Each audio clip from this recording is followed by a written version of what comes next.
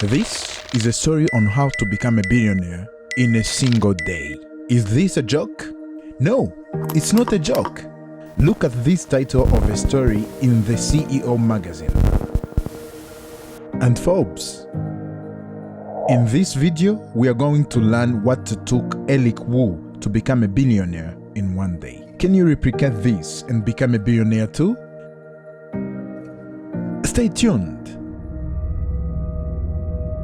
Opendoor, $1 billion door.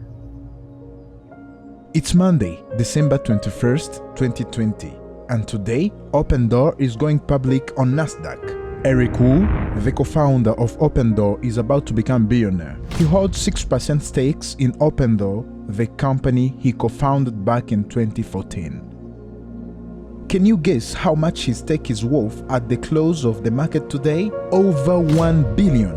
Who? He's a billionaire now.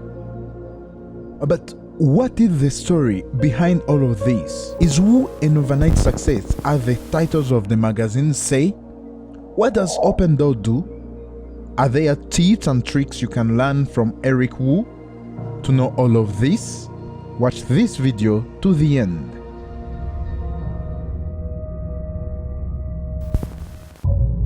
Wu's early entrepreneurship life.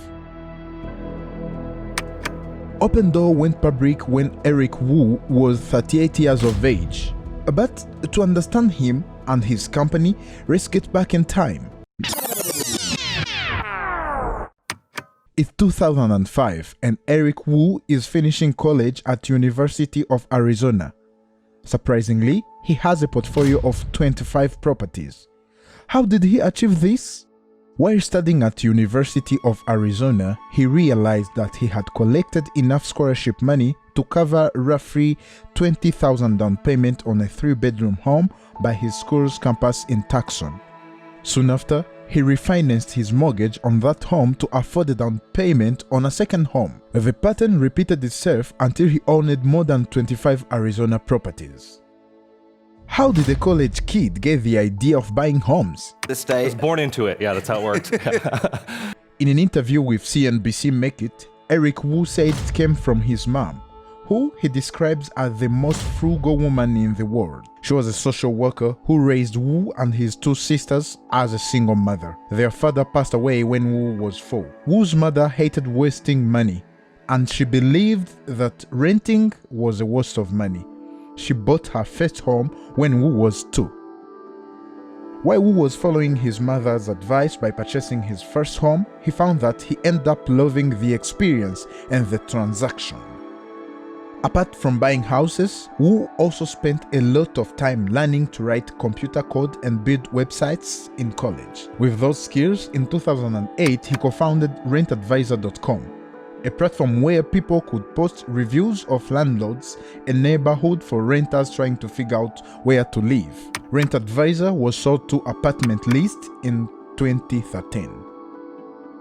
Wu also started Movity, a startup that analyzed neighborhood data like crime statistics, commute times, and real estate prices to help home buyers decide where to live. Movity was launched out of the tech incubator Y Combinator in 2009 and raised $1.3 million in funding before selling a year later to real estate website Trulia. He then served as Trulia head of geodata and social products until 2013.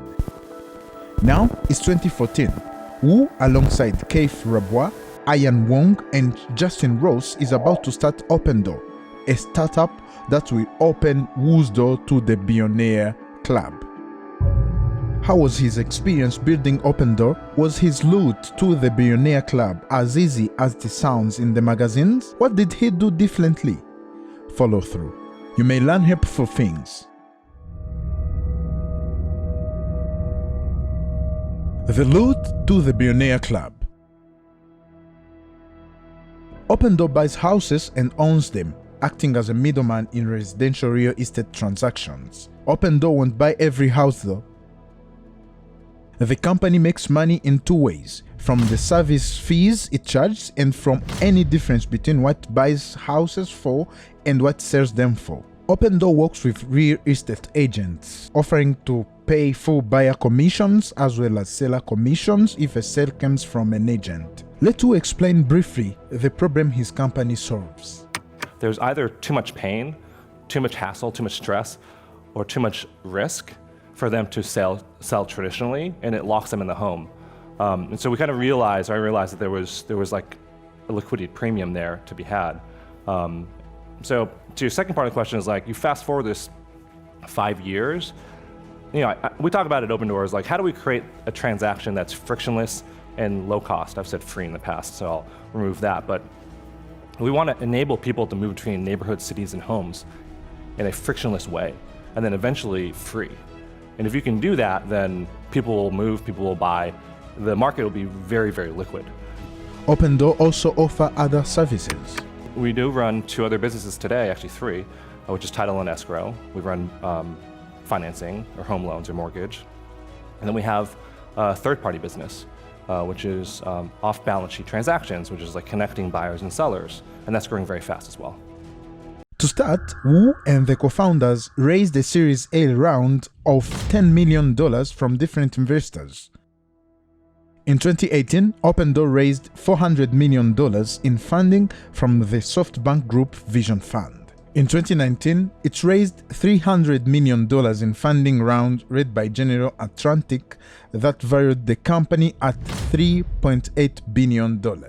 As I said at the beginning of this video, Opendoor went public on the 21st December 2020, the same day Wu became a billionaire. Wu and the co-founders built Opendoor to be the best company in the real estate market. Their seller experience is 10x better than the status quo. If you're selling your house, Opendoor offers to eliminate all the hassle and uncertainty. You don't have to worry about fixing the fence, mowing the lawn, picking the right agent, and wondering if and when your home will finally sell. The company does all of this in a few days. Opendoor has a sustainable business model. It is buying and selling hundreds of homes each month with upward traction. At scale, it's reasonable to see Opendoor generating over $1 billion in annual revenues and operating profitably. Was this journey as easy as it sounds in the magazines? Let Wu tell us. And I'm almost 6 years into Opendoor's journey. It requires just a tremendous amount of resilience and grit, and I had underestimated that as a founder. I'm like, oh no, you just like invent something and like product market fit and it goes off. But the problems you solve change, and you did a great job building the right culture, hiring the right team, setting the right vision, and those are things as a young founder and like an employee you kind of take for granted because you're trying to like move a KPI on a weekly basis.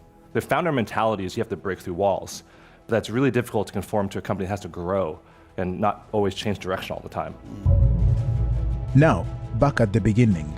Is there such a thing as becoming a billionaire in one day? Probably not. As Wu's story shows, to win big in life, you need to bet big. You need to solve a real-life problem. If the problem you're solving is worth paying for by the customers, you will eventually end up rich. But, my friend, the road is tough. It requires resilience and patience, and most entrepreneurs don't end up becoming billionaires. Do you want to become a billionaire one day? Buckle up and go find those problems worth solving. Don't forget to subscribe to my channel to get stories about entrepreneurship to motivate you along the way. See you in the next video. Ciao.